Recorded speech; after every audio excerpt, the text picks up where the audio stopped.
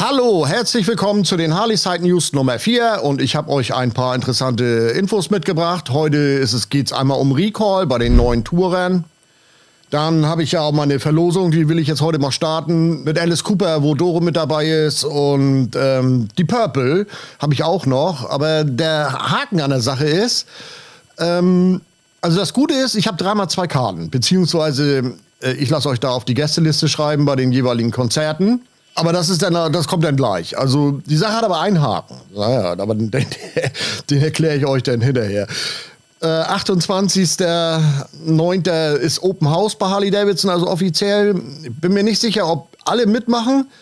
Aber viele sicherlich, andere haben ja jetzt am letzten Samstag auch schon ihr Open House gefeiert. Aber da müsst ihr dann nochmal genau nachgucken bei eurem jeweiligen Dealer, wenn ihr los wollt. Aber ich wollte euch nur mal noch dran erinnern, dass es nächste Woche wieder losgeht. Bei den meisten wird da irgendwo was stattfinden. Und je nachdem, wie groß die Dealer sind, umso mehr, umso weniger irgendwie. Ne? Aber irgendwas ist doch immer Cooles da los und man trifft sich ja auch. Das macht ja schon Spaß.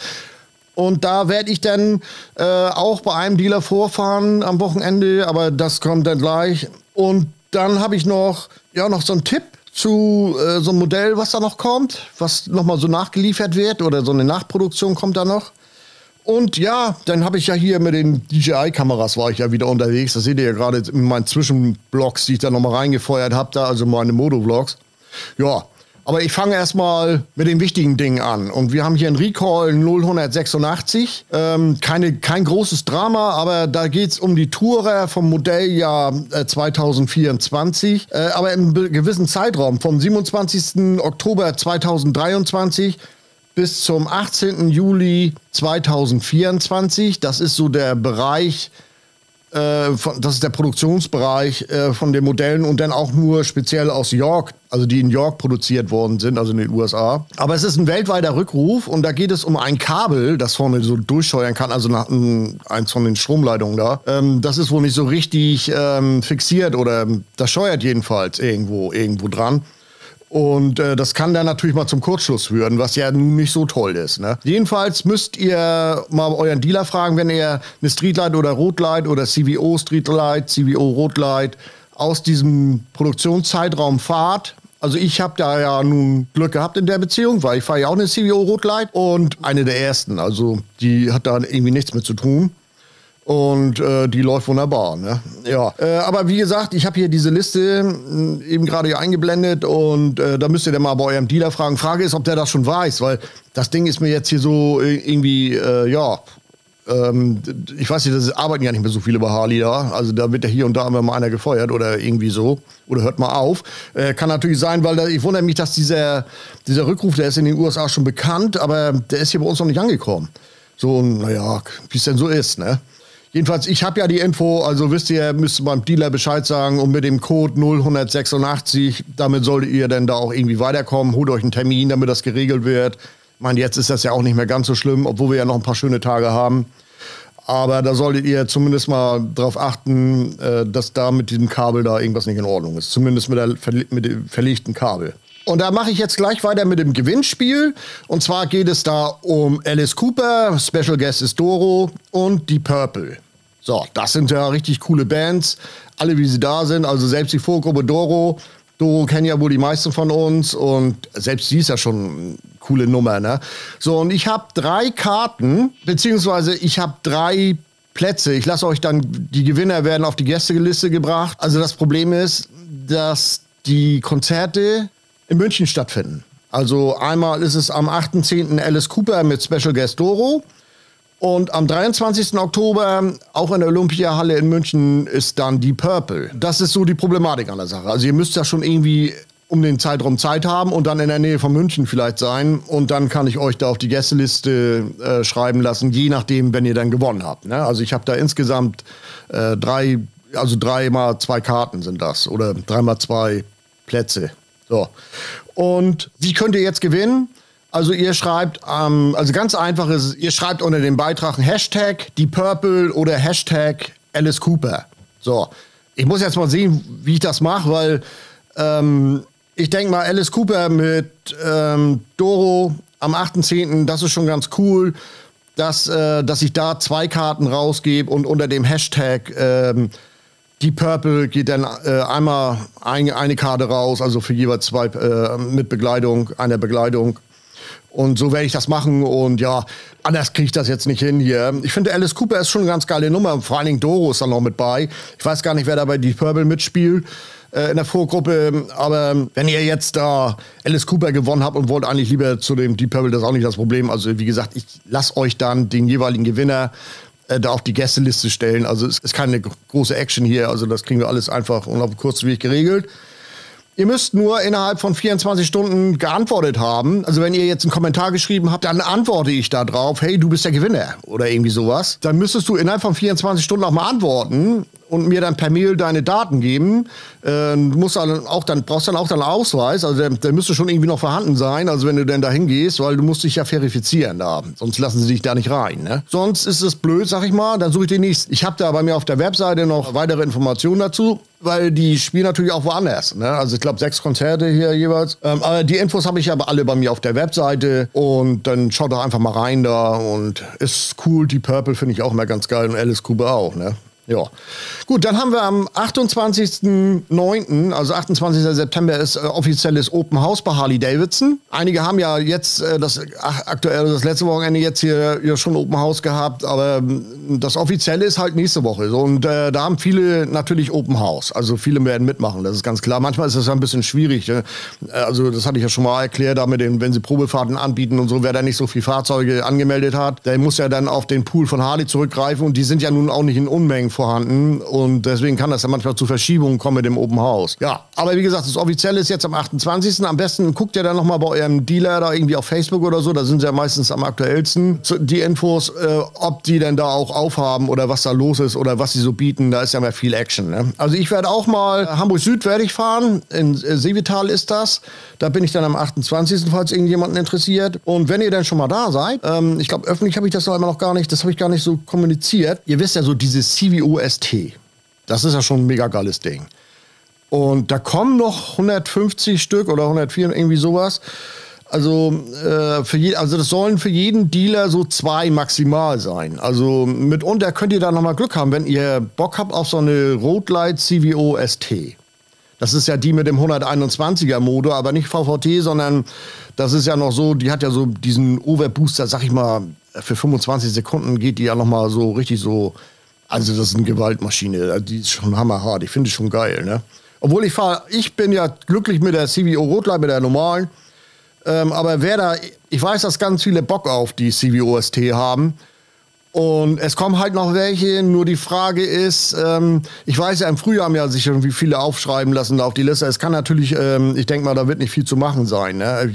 Vielleicht kommt ja nächstes Jahr noch irgendwas, wird dann Euro 5 Plus haben, denke ich mal. Aber möglicherweise, ich denke mal, so wie die Nachfrage war, da würde ich schon drauf setzen wollen, dass da nächstes Jahr noch irgendwie was passiert. Ne? Also ihr müsst auch mit eurem Dealer in Kontakt bleiben, wenn ihr da Bock drauf habt auf so eine CVO ST. Ja, ich bin sie auch noch nicht gefahren. Ich habe zwar noch eine Einladung da, aber das ist irgendwie auf der anderen Seite von der Welt hier. Da muss ich einmal in die Schweiz runter. Und das habe ich jetzt irgendwie noch nicht auf den Zettel gekriegt. Ja, denn, dass da in Kassel da irgendwie da schon alles am Rühren ist, das hatte ich ja letztes Mal schon erzählt und das ist wohl tatsächlich auch so. Also das dauert vielleicht gar nicht mal ganz so lange da, also mit dem Harley-Dealer in Kassel, mit dem neuen. Also da soll schon irgendwie was am Laufen sein. Und warten wir mal ab. Also ist mal so ein kleines, eine Aktualisierung. Also ich bin da nicht weit weg mit meinen Infos und schauen wir mal, was da so kommt. Ja, dann habe ich ja hier, packe ich das mal weg hier. Ja, ihr wundert euch jetzt, ne, wie das jetzt wieder geht, dass ich hier von oben eine Kamera habe und hier. Aber was ihr ja nicht seht, ich habe ja hier noch ein Traverse und sowas alles aufgebaut. Guck mal, das sind jetzt die beiden Kameras. Also mit denen war ich ja jetzt unterwegs, deswegen will ich euch das noch mal zeigen. Also das ist die 4er, DJI Action 4. Das ist die DJI Action 5 Pro mit so einem ND-Filter drauf, so ein bisschen kräftiger, kontrastreicher sein. Und ihr seht, eigentlich sieht man da keine großen Unterschiede. Das Display ist ein bisschen größer beieinander irgendwie. Jetzt ist die Frage, lohnt sich der Umstieg? Also ich habe ja 2 davon und ich sag mal, also eine auf jeden Fall. Also gerade das mit dem internen Speicher finde ich mega. Die Bildqualität war hier auch schon immer super. Also man muss nicht umsteigen. Aber für mich ist es ausschlaggebend, dass das Ding internen Speicher hat Ich habe eine Backup-Funktion für den Ton. Und ich mache die mal an. Sie ist sehr schnell an und nimmt auch sehr schnell auf. Das geht alles ruckzuck hier. Sie hat sich auch sehr schnell mit dem Mikrofon verbunden. Also mit dem internen... Ich mach das mal so hier. Machen wir auch mal cool hier. Also mit dem Funkmikrofon ist sie sehr schnell verbunden. Also das ist wesentlich schneller als bei dem Vorgänger hier. Und allein das finde ich schon sehr geil. Ne?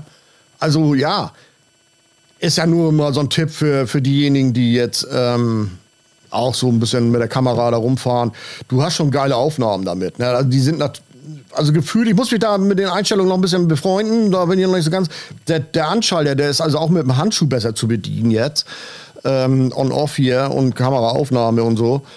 Das ist schon, also für mich hat sich auf jeden Fall eine gelohnt. Ich weiß nicht, ob ich mir die zweite noch hole, weil im Grunde genommen ist das auch immer alles viel zu viel und kostet auch immer einen Haufen Kohle alles, ne? Ja. Gut, also wie gesagt, also am Samstag ist Open House bei den Harley-Davidson Vertragshändlern. Ich werde dann in Hamburg dabei sein. Hamburg Süd ist das.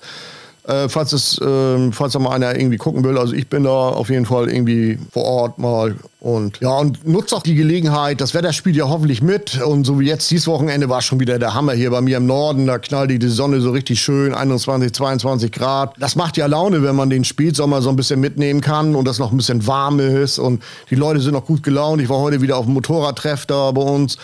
Und ja, du hast doch immer die Themen, ne? So wie ich jetzt da mit der CVO, mit der 121er und der variablen Ventilsteuerung, ja, der eine, nö, brauchst du doch nicht. Und ich sage, ja, du, das fährt sich aber ganz geil, ne? Ja, also so gehen auch die Gespräche hin und her, oder? Das ist ja auch das Gute daran, ne? Man tauscht sich aus und wir sind so viele Sachen durchgegangen und der eine hatte da eine Streetlight, eine 215er CVO stehen mit dem Hard Candy Lack, die Silberfarben, der silberschwarz. Ich meine, die knallte da so in der Sonne. Also Harley kann ja Lacke, ne? Also ich will mal hoffen, dass die da auch so beibleiben. Und wenn du dann so siehst, wie die da am Funkeln war da in der Sonne, also das ist schon ganz geil. So ein CVO-Lack hat ja schon was, ne? Und das muss ja auch nicht immer die neue sein, ne? Aber wenn du da mal so guckst, so wie, ich bin ja da mit der Whisky Neat da unterwegs, also wenn die in der Sonne steht, da geht das auch schon, das ist auch schon geil, ne? Gut. Aber wie gesagt, ihr könnt euch ja auch mal jetzt die anderen angucken. Ich finde ja auch so dieses Billiard Grey, das finde ich gar nicht so schlecht. Also, wenn man die jetzt mal so sieht, ich meine, ich weiß ja nicht, wie ihr das seht, das ist ja jetzt die aktuelle Standardfarbe bei Harley. Und ja, wir müssen mal sehen, wie das im nächsten Jahr so weitergeht.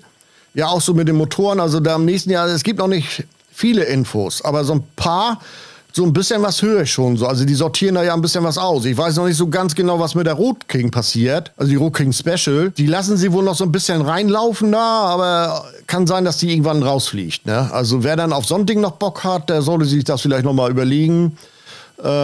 Ich weiß nicht, wie sie das gestalten wollen, weil ja auch mit den Motoren Euro 5 Plus, da ist ja wieder, ich weiß ja, ob jetzt so langsam steht ja fest, wie es sein muss. Und ich habe ja auf der European Bike, die war Jacqueline Hyder ja mit so einer großen Videoleinwand, da gab es eine riesen Präsentation und ja, die arbeiten da dran, dass man eben halt auch einen Sound hat, aber du musst natürlich auch immer noch ein bisschen was aus der Tasche packen, wenn du so eine gute Anlage da haben willst, ne? Aber das ist dann halt so die Sache.